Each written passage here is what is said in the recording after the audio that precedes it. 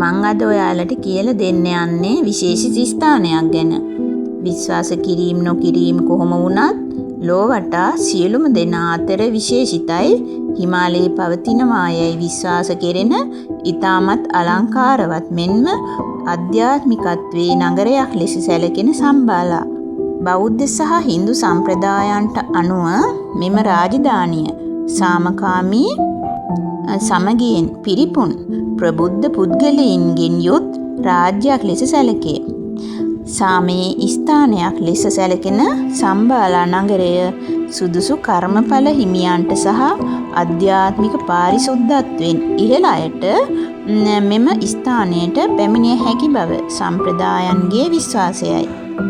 Tibet බුද්ධාගමේ කාලයේ රෝධය යන වැකියක විස්තර කර ඇත්තේ බුද්ධත්වයේ ලබා ගැනීමට තරම් ශක්තිය හැකියාව මෙහිදී ලබාගත හැකි බවයි. එම නිසා පිරිසිදු දේශය ලෙස මෙය ඔවුන් නම් කරනවා.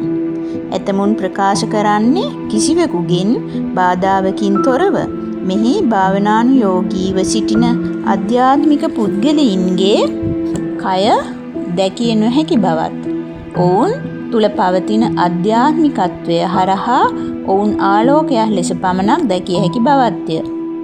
විෂ්ණු පුරාණය සහ කාලචක්‍ර තන්ත්‍රය වැනි පුරාණයන්හි අනාවැකියක් වන්නේ අනාගතයේදී විශ්වය කලියුගය නොහොත් මිනිස්කම් වලින් තොර වූ මෙම අඳුරු යුගය නැති කර මේ ලෝකයේ ස්වර්ණමය යුගයක් ඇති කිරීමට මෙලොවට පැමිණීමට නියමිත විෂ්ණු දෙවිඳුගේ කල්කි අවතාරය මේ වන විට සම්බාලා නගරයේ අවශ්‍ය අධ්‍යාත්මික ශක්තියින් වර්ධනය කරමින් සිටිනා බවයි.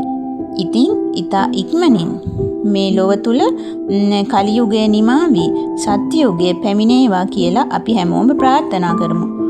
ඉතින් ඔය විදියට මේ විශ්වය මවපු මුල් අවදියේ පැවති බොහෝ දේවල් පසු කාලීනව කඳු වලින් හිමෙන් මෙම්ම ජලයෙන් යට වී නොපෙනී ගොස් තියෙනවා. එලෙසම ඒ සමහර දේවල් මතු කලකදී නැවත ඉස්මතු වනු ඇතැයි සමහරුන් විශ්වාස කරනවා.